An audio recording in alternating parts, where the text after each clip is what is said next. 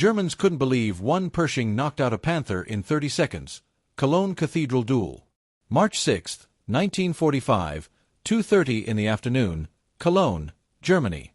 Lieutenant Wilhelm Bartalborth sat inside the steel hull of his Panther tank, watching the destroyed streets through his commander's periscope. Around him, the city burned. Cologne Cathedral towered above the rubble, its twin spires somehow still standing after 262 Allied bombing raids. Behind his position, the Hoenzan bridge lay in ruins, blown up by German sappers just hours earlier. There was no retreat across the Rhine. His tank from Panzer Brigade 106 Feldherrnhalle would make it stand here, 360 feet from the cathedral doors. What none of them knew was that the next 30 seconds would produce the most famous tank duel in history, captured on film and broadcast to millions. More importantly, this moment would reveal a truth that shattered German confidence in their technological superiority. The Americans had arrived with something new, something the Wehrmacht intelligence had failed to predict. The transformation from German tank dominance to American armor parity would unfold in the time it takes to fire 3 shots. The psychological collapse had begun weeks earlier, though few Germans recognized it yet. Since the Normandy invasion 9 months ago, German tank crews had maintained their faith in Panther and Tiger superiority. They had destroyed Shermans by the hundreds. Their 75mm KWK-42 guns punched through American armor at ranges exceeding 2,000 meters. The Sherman's 75mm gun often bounced off Panther frontal armor, even at close range. In Normandy, a single Tiger had destroyed 25 Shermans before being disabled. These victories fed German confidence even as their nation crumbled. But something was changing on the Western Front.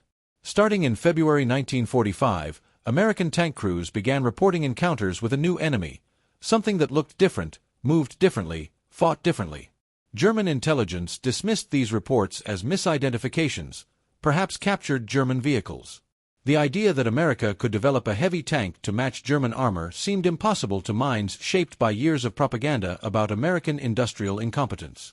The journey of that belief toward destruction began in the minds of American tank designers 3 years earlier. Fort Knox, Kentucky, summer 1942.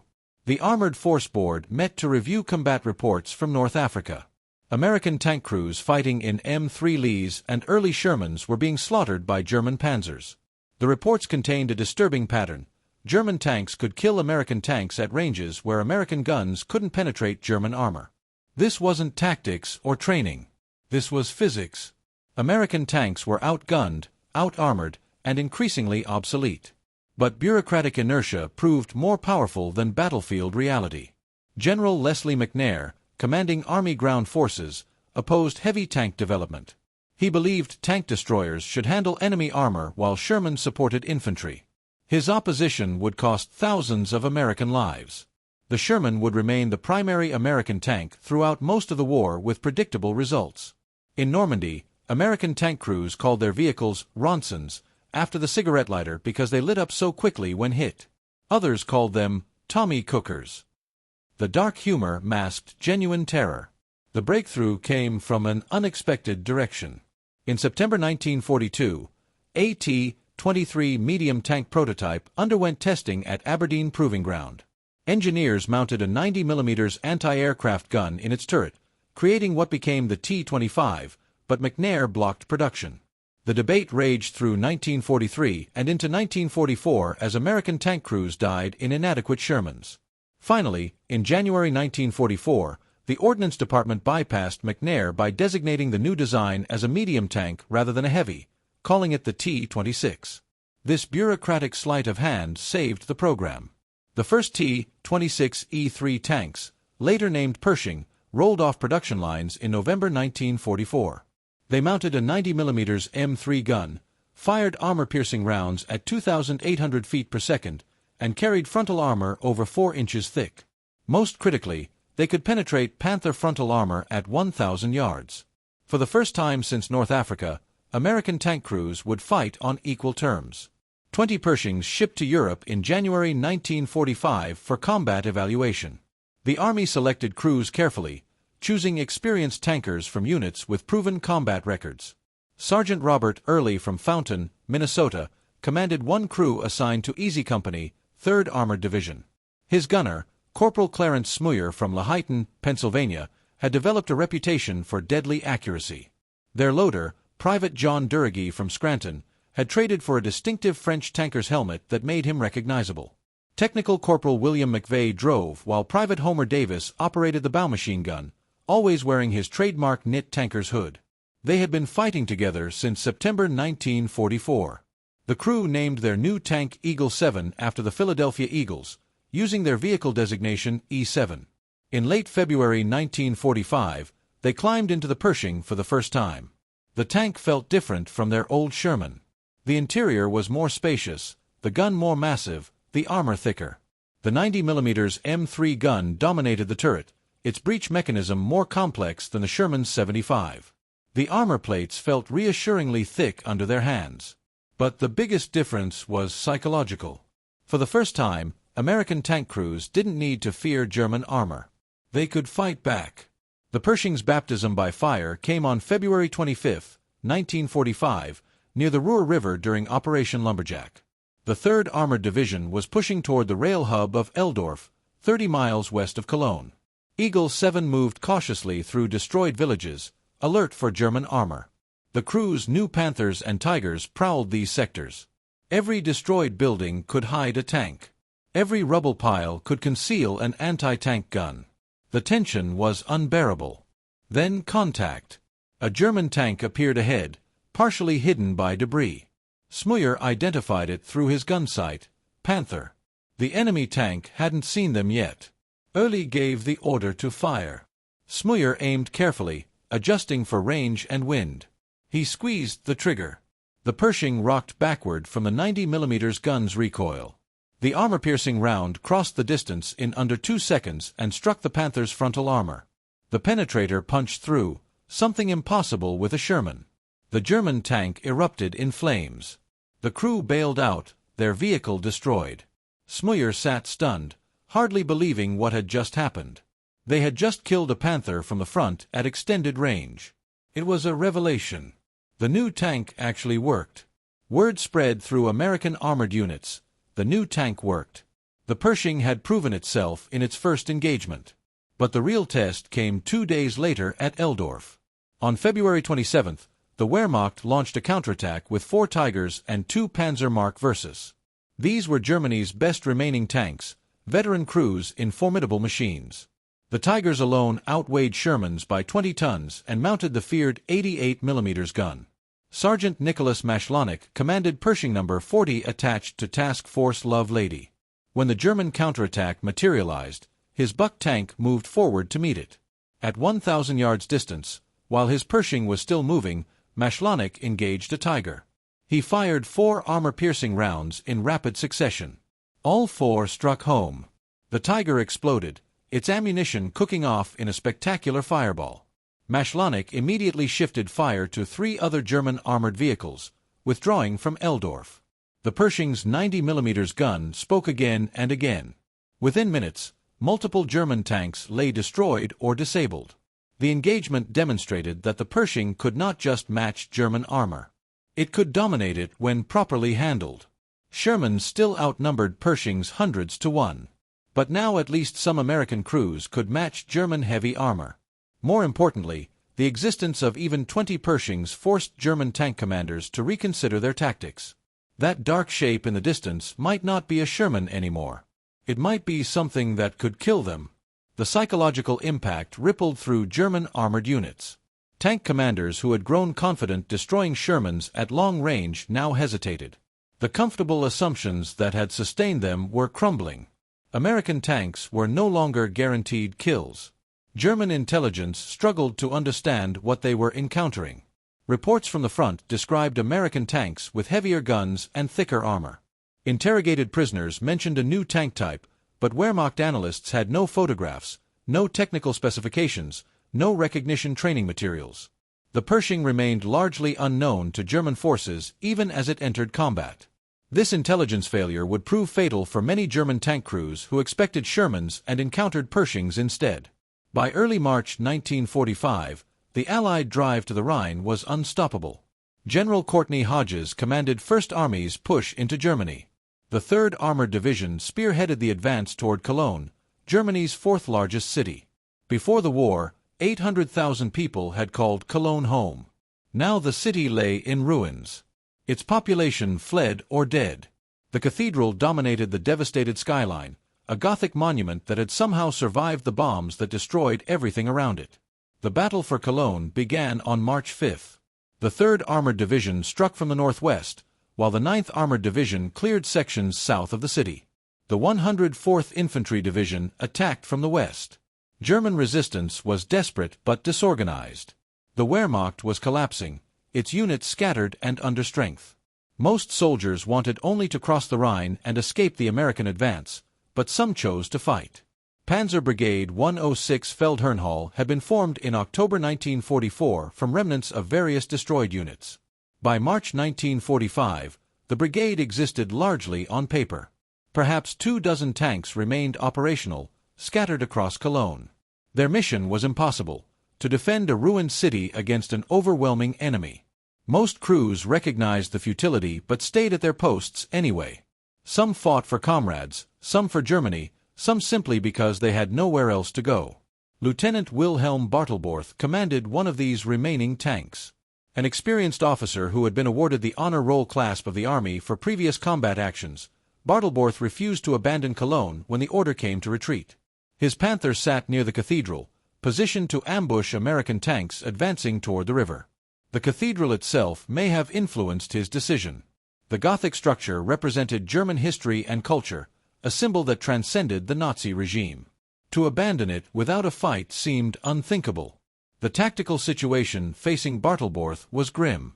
His Panther sat at the intersection of several streets, all lined with rubble from Allied bombing. The destroyed buildings provided cover but also limited visibility. He could see north up Marzellenstrasse and west down Comedienstrasse, but side streets remained hidden until vehicles entered his line of fire. The Hoenzan bridge lay demolished behind him, cutting off retreat.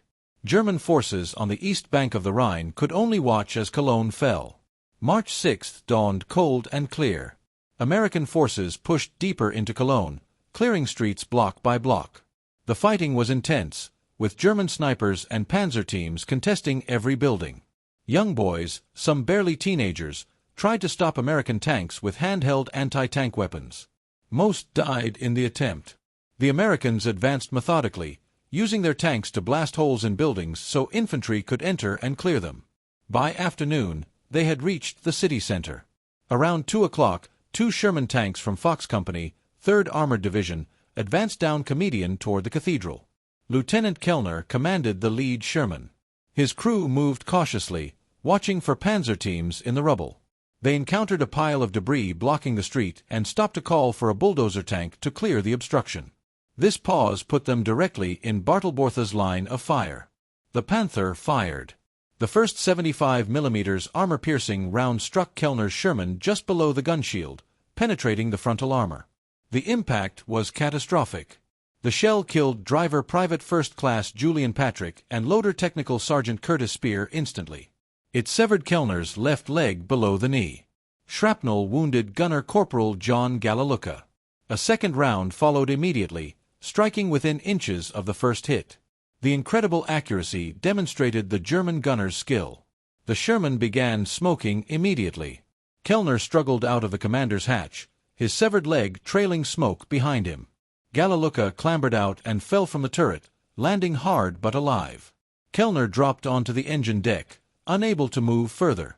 Soldiers rushed to help, including Stars and Stripes reporter Sergeant Andy Rooney, who would later become famous as a television journalist. They carried Kellner to cover and applied a tourniquet, but the wound was too severe. He died within minutes. The second Sherman, seeing the lead tank hit, attempted to reverse, but the Panther fired again, striking its track and immobilizing it. The crew bailed out and escaped. 2 American tanks destroyed in seconds. 3 men dead, 300 yards away. Eagle 7 idled at an intersection. Early and his crew heard the explosions and saw smoke rising. The radio crackled with reports. A Panther tank near the cathedral had just destroyed 2 Shermans. Easy Company was to advance and destroy it. This was exactly the mission the Pershing had been designed for. Signal Corps photographer Jim Bates heard the same radio traffic.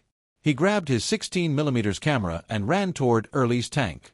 Bates had been filming the advance all day, documenting street fighting and house-to-house combat. He wanted footage of the cathedral, the symbolic prize of Cologne's capture. Now he might get something even better, a tank duel. Early and Bates went forward on foot to scout the Panther's position. They dashed through rubble-strewn streets, ducking into the mezzanine level of the Deutsche Arbeits front building. From there, they could see south down Marsalstrasse into the cathedral square. The Panther sat at the intersection, its turret oriented west down Comedienstrasse where it had just destroyed the Shermans. The tank's right side faced Marsalstrasse, completely exposed. Early saw the tactical opportunity immediately. If Eagle 7 approached from Marzellenstrasse, they could hit the Panther from its unprotected side before the German crew could react. It should be an easy kill, a simple ambush from an unexpected direction. Bates set up his camera at a third-floor window with a clear view of both streets. He would capture whatever happened next. Early returned to Eagle 7 and explained the plan. They would advance north on Anden Dominican, turn right onto Marsalstrasse, stop at the intersection, and fire one shot into the Panther's exposed side. Quick, simple, decisive. The crew understood. McVeigh, the driver, started the engine. Smuyer, the gunner, loaded an armor-piercing round. They began moving. But Bartalborth sensed something wrong. After destroying the two Shermans, he had expected more American tanks to appear from Comedienstrasse. None came. The silence felt ominous. His instincts, honed by years of combat, warned of danger from an unexpected direction. He ordered his driver to edge forward slightly and his gunner to traverse the turret right, covering the northern approach up Marsalstrasse. The crew complied, confused but trusting their commander's experience. In the Deutsche Arbeits front building, Bates watched through his viewfinder as the Panther's turret slowly rotated. The long 75mm gun swung toward Marsalstrasse, toward the intersection where Eagle 7 would soon appear. Bates realized with horror that Bartalborth had anticipated the American flanking move. The ambush had become a duel. All he could do was roll film. Eagle 7 accelerated north on Anden Dominican. Inside the tank, the crew prepared for combat. Early stood in the commander's position behind Smuyer. Duragi stood ready to load. Davis operated the bow machine gun. McVeigh focused on driving. They could not see the Panther yet, did not know its turret had rotated, did not realize they were driving into a gun barrel pointed directly at them. McVeigh turned right onto Marsalstrasse. The Pershing's bow entered the intersection. Davis, in the hull gunner position, was first to see the Panther. His heart dropped. The German tank sat 110 meters away, its gun pointing straight at them. He screamed a warning. McVeigh reacted instantly. Instead of stopping as planned, he slammed the accelerator. The Pershing lurched forward into the middle of the intersection. Stopping would make them a stationary target. Better to keep moving, even though that made accurate shooting nearly impossible. Smuyer rotated the turret as fast as he could, trying to bring the 90mm gun to bear. Through his gun sight, he saw what Davis had seen. The Panther's gun tube filled his magnified sight picture, pointed directly at him. They were perfectly zeroed. In seconds, the German gunner would fire, and Eagle 7 would burn like those two Shermans.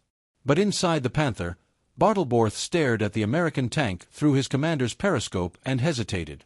This was not a Sherman. The silhouette was wrong. The gun was too large. The turret shape was different. For a moment, he wondered if this might be a German tank, perhaps one of the rumored new Panzers his superiors spoke about. He had never seen a Pershing before. Very few German soldiers had. Recognition training materials did not exist for a tank that American intelligence tried to keep secret. Bartalborth's daughter would later reveal in a German documentary that her father told the family he believed the tank entering the intersection was German. He expected a Sherman and did not immediately recognize the unfamiliar vehicle as American. For critical seconds, he held fire, waiting to confirm identification. Those seconds decided everything. Smuyer had no time for careful aim. The Pershing was still moving. His gun sight was not perfectly aligned. Normally, gunners stopped before firing, stabilizing the gun for accuracy, but there was no time. The German tank was right there, its gun pointed at him. He squeezed the trigger. The 90mm M3 gun erupted with a thunderous crack. The recoil rocked the entire 35-ton tank. Orange flame flashed from the muzzle. The armor-piercing round, weighing 40 pounds and traveling at 2,800 feet per second, crossed the 110-meter distance in a fraction of a second. It struck the Panther's right side just below the turret ring. The tungsten carbide penetrator punched through the Panther's 80mm side armor as if it were cardboard. The shell entered the crew compartment, its explosive filler detonating inside the tank. Shrapnel tore through the interior. The engine compartment immediately caught fire. Flames appeared within seconds of impact. Bartalborth reacted immediately. He threw open his commander's hatch and leaped from the tank, landing on the far side away from the Pershing. 3 other crew members followed him out, one with clothing aflame. They had to escape before ammunition began cooking off. 30 seconds earlier, they had been confident German tank veterans. Now they fled for their lives from a tank they hadn't recognized, destroyed by a gun they didn't know existed. But the gunner, positioned deeper in the turret, could not escape quickly enough. He struggled toward the commander's hatch as Smeuer fired his second shot. The gunner could be seen in Bates's film, desperately clawing his way out of the hatch. Then the second round struck. Smeuer had yelled for another armor-piercing round immediately after the first shot. Durigi rammed it into the breach with practiced speed. The Pershing had stopped now, giving Smeuer a stable shooting platform. He aimed carefully and fired. The second round hit the turret ring, the junction between turret and hull. The impact killed the German gunner instantly. His body slipped back into the turret to be consumed by flames. Smeuer fired a third time. He wanted to ensure the Panther would not fire back, that no German would use his last breath to kill Americans. The third armor-piercing round struck the hull, penetrating completely and exiting the far side. The Panther was now a raging inferno. Bright flames towered from the open hatches. The penetration holes glowed orange with internal fire. Ammunition began exploding inside, throwing sparks through the hatches. From first shot to last, 30 seconds had elapsed, perhaps less. The duel that would become history's most famous tank engagement was over almost before it began. Bates captured it all on film, 45 seconds of footage showing 3 impacts, German crew members fleeing, flames engulfing the Panther. The film was so clear that decades later, historians could count individual frames and identify crew members escaping. Early radioed that the threat was eliminated. Medics ran forward to help the wounded Sherman crews. American infantry advanced past the burning Panther toward the cathedral. Bates climbed down from the building and ran to Eagle 7, shouting at Early. He thought he had captured the entire engagement on film. He asked the crew to stand in their hatches so he could photograph them. That image would later become the cover of Adam Makos's book, Spearhead, documenting the 3rd Armored Division's war. The psychological impact of the duel rippled outward immediately. American tank crews who heard about it felt a surge of confidence. Finally, they had a tank that could fight Panthers on equal terms. The fear that had gripped Sherman crews since Normandy began to ease, at least for those who knew Pershings now fought alongside them. Tankers who had spent months watching friends burn alive in Shermans suddenly had hope. They began requesting transfers to Pershing crews. Officers reported improved morale among armored units simply from knowing the new tanks existed. More importantly, the existence of even 20 Pershings meant American industry could produce heavy tanks when needed. The technological gap was closing. American ordnance officers accelerated plans to ship additional Pershings to Europe. Production was ramping up at both Fisher Tank Arsenal and Detroit Tank Arsenal. By war's end, over 300 Pershings would reach Europe, though most arrived too late to see combat. The initial 20 had proven the concept. America could match German armor technology and outproduce it by factors of 10. For German tank crews, news of the duel triggered exactly the opposite reaction. The Panther at Cologne Cathedral had been destroyed by a tank they didn't recognize, using a gun more powerful than anything they expected Americans to possess. Intelligence reports from the front now included descriptions of this new threat. American heavy tank, 90mm gun, thick frontal armor, could penetrate Panthers from the front. The reports spread through Wehrmacht armored units like wildfire. German tank commanders held emergency briefings. They studied what little intelligence existed about the Pershing. The silhouette drawings were crude, based on distant observations and prisoner interrogations. Recognition training was hastily improvised. Tank crews were warned that not all American tanks were Shermans anymore. Some could fight back. Some could kill Panthers and Tigers. The comfortable assumption of German technological superiority was officially dead. The psychological impact extended beyond tactical concerns. If America could field heavy tanks with 90mm guns, what else had they developed? German soldiers had been told for years that American industry was inferior, that Americans lacked the engineering skill to match German weapons. The Pershing proved that narrative was a lie. German officers who understood the implications realized the war was truly lost. America possessed both overwhelming industrial capacity and technological sophistication. Germany could no longer compete on either front. The Panther burned through the night and into the next day. Its hulk remained at the intersection for days afterward, a smoking monument to the limits of German armor. American soldiers posed for photographs next to it. The images show the 3 penetration holes clearly, testament to the Pershing's firepower. One hole sits just below the gun shield where Smuyer's first shot struck. The other 2 penetrations mark the turret ring and hull. The Duel's fame grew rapidly. Bates's film made it into newsreels that played in American theaters within weeks.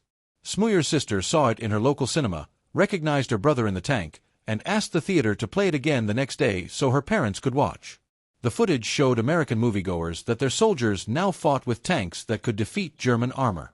After years of hearing about Sherman inadequacy, this came as a profound relief. But Smeuer received no immediate recognition for his shooting skill. A few days after the battle, military police caught him giving bubblegum to German children, a violation of non-fraternization orders. His pending Bronze Star recommendation was withdrawn as punishment. While Early and Bates both received Bronze Stars for their actions at Cologne, Smeuer and the other crew members got nothing. This injustice would stand for 74 years. The Pershing's combat record after Cologne demonstrated the tank's capabilities against Germany's best armor. In the final 2 months of war, the 20 initial Pershings in Europe engaged numerous German tanks in combat across the collapsing Western Front. The encounters validated everything the designers had promised. The 90mm gun could penetrate Tiger and Panther frontal armor at combat ranges.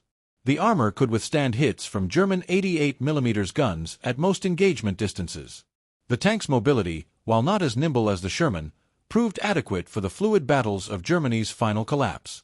One Pershing near Eldorf destroyed 4 German tanks, including a Tiger, in a single engagement on February 27.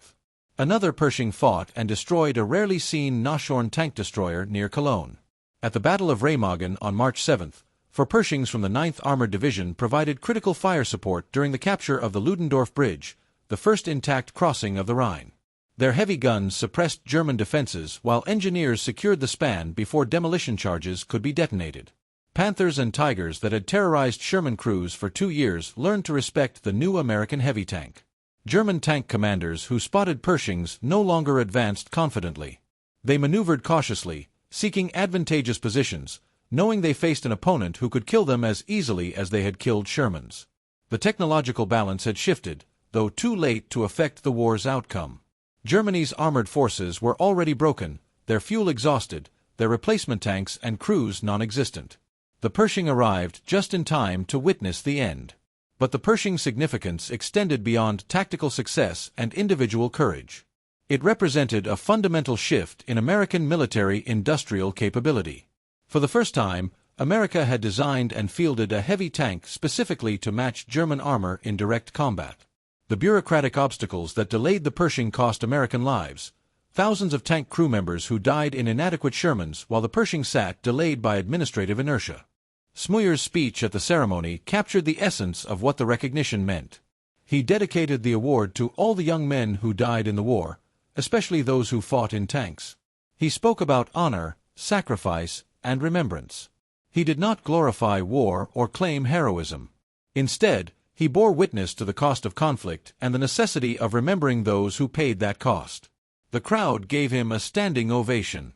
The Cologne Cathedral duel entered military history as one of the most documented tank engagements of World War II. The Bates film provided unique visual evidence of an armored duel from start to finish. Historians could analyze the footage frame by frame, studying tactics, crew behavior, weapon effects, and timing. The engagement became a case study taught in military schools, demonstrating the importance of surprise, crew training, and weapon technology.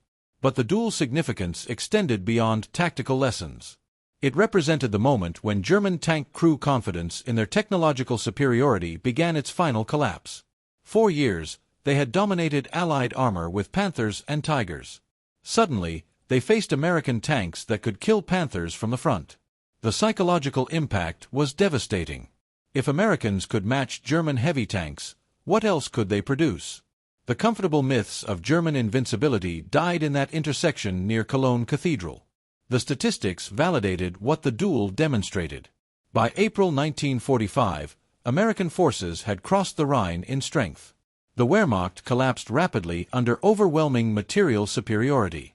German tank units that had terrorized Allied armor in Normandy were destroyed or scattered. Fuel shortages immobilized many remaining tanks. Ammunition ran out. Replacement parts vanished. Even the vaunted Tigers and Panthers were reduced to stationary pillboxes, unable to maneuver or retreat. American industry had produced the tools of victory in such quantities that German resistance became futile. The Pershing program's troubled development history demonstrated both American industrial capacity and bureaucratic dysfunction. When finally authorized, American factories produced the complex tank efficiently. But the delays caused by inter-service politics and doctrinal rigidity cost lives unnecessarily. The lessons learned influenced post-war American armor development. Never again would bureaucratic obstacles delay needed equipment while soldiers died in inadequate vehicles. The memory of Sherman crews burned alive in their tanks ensured that future generations would prioritize survivability and firepower. Eagle 7 itself survived the war and was eventually shipped back to the United States. The tank that fought at Cologne Cathedral ended its days as a museum piece, preserved as a monument to the crew who made it famous. Visitors can still see the vehicle today, its steel hull scarred by combat, its guns still pointed as if ready to fire. The tank represents not just one crew's courage, but America's industrial transformation during World War II. The crew members' later lives reflected the quiet heroism of their generation. They returned home, found jobs, raised families, and rarely spoke about their wartime experiences. Smuyer worked his entire career in industrial management. Durragi returned to Pennsylvania. Davis went back to Kentucky. McVeigh settled in Michigan. Early lived in Minnesota. They were ordinary men who had done extraordinary things when their nation needed them. Their reward was simply to survive and build normal lives after years of hell. The Cologne duel's fame endured because it captured in miniature the larger story of American victory in World War II. Overwhelming industrial capacity, technological innovation when needed, and the courage of ordinary soldiers combined to defeat enemies who believed themselves superior. The duel showed that American tankers could match German veterans when given adequate equipment. The Pershing provided that equipment too late for most of the war, but its arrival demonstrated American capacity to compete in any technological field when strategic necessity demanded. The burned-out Panther at Cologne Cathedral became a symbol photographed thousands of times. American soldiers posed next to it. German civilians walked past it in shock. The Hulk sat at the intersection for days, its steel still glowing with residual heat, ammunition still occasionally exploding inside. Eventually, salvage crews towed it away, but images of the destroyed tank spread worldwide. The photographs showed what American industry had finally produced, a tank that could kill Panthers. The transformation from German tank dominance to American parity happened remarkably quickly once the decision was made to proceed with heavy tank development. The Pershing went from concept to combat in less than 2 years. Despite bureaucratic obstacles, American industry demonstrated the flexibility to design new weapon systems and produce them in quantity while simultaneously manufacturing existing equipment in unprecedented volumes. This industrial capacity, more than any battlefield tactic, ensured Allied victory. The Cologne Cathedral itself survived the war with surprisingly limited damage. The Gothic structure had been struck by bombs 70 times but never collapsed. Its twin spires remained standing throughout 262 air raids, a symbol of endurance that inspired both Germans and Allies. American forces took care not to shell the cathedral during street fighting. Early later said he was careful not to hit it with rounds aimed at the Panther. The building represented cultural heritage that transcended the war's politics. Its preservation amid total destruction around it seemed almost miraculous. The human stories behind the duel remained largely unknown for decades. Smüyer rarely spoke about his experiences. Bartalborth returned to civilian life in Germany and avoided publicity. The other crew members on both sides simply wanted to forget. Only the film remained, playing occasionally in documentary programs but largely forgotten by new generations. The heroism and sacrifice embodied in that 30-second engagement faded from public consciousness. Makoz's research changed that. By documenting the lives of participants, by traveling to Cologne to walk the battlefield, by interviewing survivors and family members, he reconstructed not just the tactical engagement but its human meaning. The book Spearhead told the full story from crew training through combat to post-war life and reconciliation. Readers discovered that war's reality was far more complex and tragic than simplified narratives suggested. The recognition ceremony in 2019 provided closure for Smüyer and validation for the other crew members' families. The Bronze Stars acknowledged what had been obvious in 1945, that Eagle 7's crew performed with courage and skill under fire. The delay of 74 years made the recognition bittersweet. Most participants were dead, but Smüyer lived to receive his medal and speak about what it meant. His testimony ensured the next generation would remember. The Cologne Cathedral tank duel stands today as history's most documented armor engagement. A 30-second period captured on film that revealed fundamental truths about technological competition, industrial capacity, and human courage under fire. German tank crews who believed in their superiority learned that American industry could produce weapons to match anything Germany fielded. American tankers who feared German armor discovered they could fight back when given adequate equipment. Both sides paid for lessons that should have been learned earlier in lives destroyed and futures never realized. The final truth revealed at Cologne was simple but profound. Technological superiority means nothing if industrial capacity cannot sustain it. Germany produced excellent tanks but could not produce enough to matter. America initially produced inadequate tanks but then designed and manufactured superior ones in overwhelming numbers. The Pershing arrived late, but its arrival signaled that American industry had finally responded to the challenge. Future enemies would face not just superior numbers but superior technology as well. The combination proved unstoppable. Smüyer died in 2022 at age 99, the last surviving member of Eagle 7's crew. He had lived long enough to see his story told, his sacrifice recognized, his friendship with former enemies celebrated. His quiet dignity in those final years exemplified his generation's character. They asked for no glory, expected no recognition, simply did their duty and came home. That they also happened to participate in history's most famous tank duel was almost incidental to who they were as men. The lesson of Cologne Cathedral resonates today. Victory in war requires not just courage but capacity, not just tactics but technology, not just determination but resources. The Pershing demonstrated that America possessed all these elements. The duel demonstrated that German veterans, despite skill and experience, could not overcome material disadvantage. The 30 seconds captured on film by Jim Bates showed the world that American power had reached maturity, capable of matching any enemy in any field of competition. That power, combined with Allied determination, ensured Germany's defeat and Europe's liberation. The price was measured in lives, including those of tank crews on both sides, who fought with skill and courage in a war that should never have been.